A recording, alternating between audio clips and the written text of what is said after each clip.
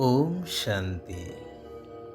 कल्याणकारी समय कल्याणकारी ईश्वर पिता सारा विश्वर कल्याण पाई ज्ञान यज्ञर रचना करी तत्व सहित सारा विश्व को स्वर्गरे परिणत करिवार जो कार्य करुछंती सेथिरे जो महान आत्मा माने निजर शरीर मन आउ धन लगाई सहयोगी हेउछंती समस्तंकु हृदयर सहित ईश्वरीय शुभ अभिनंदन शुभेच्छा सुप्रभात सुस्वागतम। गायन रही भगवान ब्रह्मांक द्वारा सृष्टि रचना कले तेबे यहा उपरे आमे आसंतु सम्यक आलोकपात करिबा।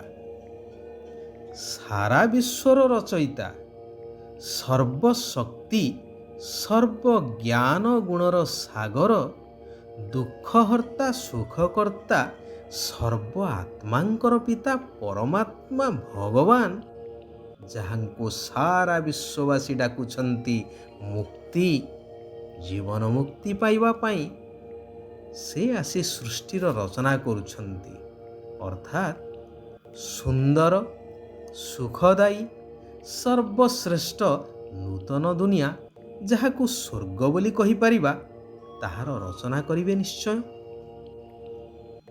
एवं सेथिपाई एई पुरुणा पतित दुनिया रे पतित शरीर रे ही आसी स्थापना कार्य करिथिवे निश्चय। एवं स्थापना परे एई दुखदायी दुनियार विनाश निश्चय होइथिबो एथिरे संदेह करिबा बा कल्पनार कथा तो किछि नाही। आउ एई सुंदर दुनिया स्थापन करिबा अर्थात सेही दुनिया पाई प्रजा तो दरकार ना।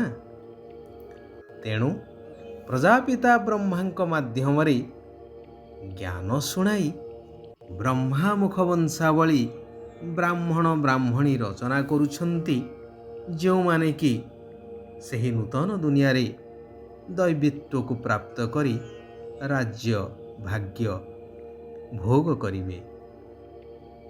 सेमानंकु वर्तमान पोष्य संतान रूप रे भगवान ग्रहण करुछंती जहांको उद्देश्य रे गायन अछि कि सबु वर्ण ठारू श्रेष्ठ वर्ण हेउछि ब्राह्मण वर्ण एवं ब्राह्मण देवतांको ठारू मध्य उत्तम कारण स्वयं भगवान सीधा सळख सेमानंकु संतान भाव रे ग्रहण करी समस्त संपत्तिर उत्तराधिकारी करौछंती।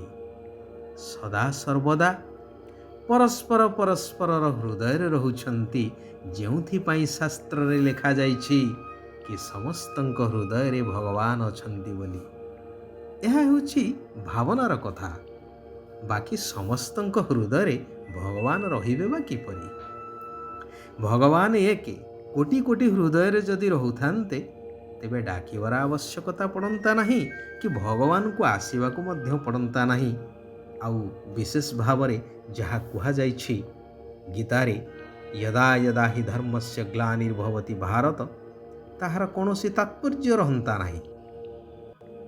जेतेबेले कली जुगर अंत एवं सत्यर आरंभ एई संगम जुगरे परमात्मा आसुछंती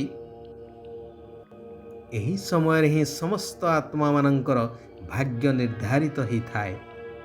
पतित पावन भगवान समस्त पतित आत्मा एवं तमो प्रधान पांच तत्व को मध्य पवित्र सत प्रदान करुछंती एवं जन्म जन्मांतर पाई अहो सौभाग्यशाली करुछंती अर्थात समस्तंकर उत्थानर कला हेउछि।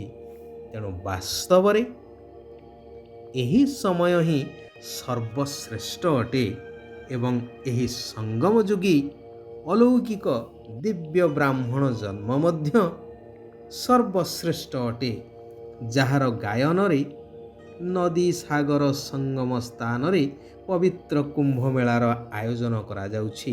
अधुना ବାସ୍ତବରେ ଏହି କଲ୍ୟାଣକାରୀ ପୁରୁଷୋତ୍ତମ ସଙ୍ଗମ ଯୁଗରେ ଜ୍ଞାନସାଗର ପରମାତ୍ମା ଏବଂ ଆତ୍ମା ରୂପୀ ଜ୍ଞାନ ନଦୀମାନଙ୍କର ମିଳନ ହେଉଛି, ଯାହାଦ୍ୱାରା ସାରା ସଂସାର ପବିତ୍ର ସତପ୍ରଧାନ ହୋଇଯାଉଛି, ନୂତନ ସ୍ୱର୍ଗ ରାଜ୍ୟରେ ପରିବର୍ତ୍ତିତ ହୋଇଯାଉଛି। ବାସ୍ତବରେ ଦେଖିଲେ ଏହା ହିଁ ହେଉଛି ସଚ୍ଚା କୁମ୍ଭମେଳା। ନିରାକାର ପିତା ଏବେ କହୁଛନ୍ତି, ଆତ୍ମିକ ସନ୍ତାନମାନେ, ତୁମର ଏହି ଜୀବନ ବହୁତ ମୂଲ୍ୟବାନ ଅଟେ, କାରଣ ତୁମକୁ ଏହି ଜନ୍ମରେ କଉଡ଼ିରୁ ହୀରାତୁଲ୍ୟ ହେବାକୁ ପଡ଼ିବ। ସେଥିପାଇଁ ଯେତେ ଦୂର ସମ୍ଭବ ନିରାକାର ପିତାଙ୍କ ସ୍ମୃତିରେ ରୁହ।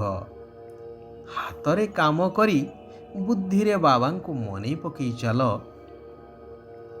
ଏବେ ଏହି ଶ୍ରେଷ୍ଠ ଚରିତ୍ର ନିର୍ମାଣ ସମୟରେ ଚରିତ୍ରର ରେଜିଷ୍ଟର ଯେପରି ଖରାପ ନ ହେଉ, ସେଥିପ୍ରତି ବିଶେଷ ଭାବରେ ଧ୍ୟାନ ଦେବାକୁ ହେବ। ଯଦି କାହାକୁ ଦୁଃଖ ଦେଲ, ତେବେ ଦୁଃଖ ଦେବା ଦ୍ୱାରା ରେଜିଷ୍ଟର ଖରାପ ହୋଇଯାଇଥାଏ।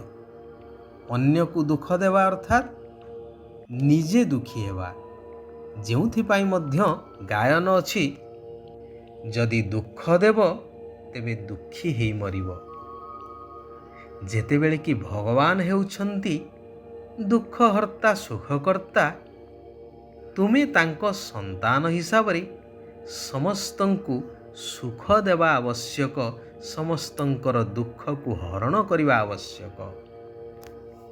21 ଜନ୍ମର ରାଜ୍ୟ ଭାଗ୍ୟ ଅର୍ଥାତ୍ ସତ୍ୟ ତ୍ରେତୟା ଯୁଗର ରାଜ୍ୟ ଭାଗ୍ୟ ନେବା ପାଇଁ ହେଲେ ପ୍ରଥମତଃ ସମ୍ପୂର୍ଣ୍ଣ ପବିତ୍ର ହୁଅ। ଦ୍ୱିତୀୟରେ ମନ, ବଚନ ଆଉ କର୍ମରେ କାହାକୁ ବି ଦୁଃଖ ଦିଅ ନାହିଁ। ଗୃହସ୍ଥ ବ୍ୟବହାରରେ ରହି ପିଲା ଆଦିଙ୍କୁ ସମ୍ଭାଳି ସବୁକିଛି କର୍ମ କର, ହେଲେ ନିମିତ୍ତ ହୋଇ, ବନ୍ଧନରେ ନୁହେଁ। ବହୁତ ମିଠା ସ୍ୱଭାବଯୁକ୍ତ ହୁଅ। ହୃଦୟର ସଚ୍ଚା ସ୍ନେହ ଏକମାତ୍ର ବାବାଙ୍କ ସହିତ ରଖିବାକୁ ହେବ। ବାକି ଦେହ ଆଉ ଦେହର ସମ୍ବନ୍ଧୀ ଆଦିଠାରୁ ନଷ୍ଟ ମହା ହେବାକୁ ପଡ଼ିବ, କାରଣ ଏହା ସବୁ କିଛି ବର୍ତ୍ତମାନ ବିନାଶ ହେବାକୁ ଯାଉଛି। କୌଣସି ବି ପାପକର୍ମ ନ ହେଉ, ଏଥିପ୍ରତି ସଜାଗ ରହିବା ଦରକାର। ଏହି ଈଶ୍ୱରୀୟ ସେବାରେ କେବେ ବି ଥକି ଯିବାର ନାହିଁ। ନିଜର ବହୁମୂଲ୍ୟ ସମୟକୁ ନଷ୍ଟ କରିବା ବୁଦ୍ଧିମାନର କାର୍ଯ୍ୟ ନୁହେଁ। ଘରେ ଘରେ ଏହି ଆତ୍ମିକ ଡାକ୍ତରଖାନା ଅର୍ଥାତ୍ ଗୀତା ପାଠଶାଳା ଖୋଲି ସମସ୍ତଙ୍କୁ ୟାଦ ବା ବାବାଙ୍କର ସ୍ମୃତି ରୂପକ ଔଷଧ ଦେଇ ଚାଲିବା ଦରକାର। ଶିବ ବାବା କହୁଛନ୍ତି, ଗୃହସ୍ଥ ବ୍ୟବହାରରେ ରହି ଲୌକିକତା ଠାରୁ ଦୂରେଇ ରହି ପ୍ରଭୁଙ୍କର ସ୍ନେହ ପ୍ରାପ୍ତ କରୁଥିବା ମୋହମୁକ୍ତ ଆତ୍ମା ହୁଅ। ଯେଉଁ ସ୍ଥାନରେ ଥାଅ ହେଲେ ସେଠିକାର ବାତାବରଣ ସେବାସ୍ଥାନ ଭଳି ହେଉ। ମୋର ପଣିଆ ସେଠାରେ ନ ରହୁ, ନିମିତ୍ତ ଭାବନା ରହୁ। ଯଦି ସଦାସର୍ବଦା ସର୍ବ ସମ୍ପତ୍ତିରେ ସମ୍ପନ୍ନ ଏବଂ ସନ୍ତୁଷ୍ଟ ରହିବ, ତେବେ ପରିସ୍ଥିତି ବା ବିଘ୍ନ ଆସିବ ଏବଂ ବଦଳିଯିବ, ଅର୍ଥାତ୍ ଚାଲିଯିବ। ଆଚ୍ଛା, ଆଜି ପାଇଁ ଏଇଠାରେ ଆମେମାନେ ବିରାମ ନେବା। ସାରା ବିଶ୍ୱର ଆତ୍ମାମାନଙ୍କର କଲ୍ୟାଣ ହେଉ। ସମସ୍ତେ ସୁଖ ଆଉ ଶାନ୍ତିର ଅନୁଭବ କରନ୍ତୁ। ଓମ୍ ଶାନ୍ତି। ওম শান্তি। ওম শান্তি।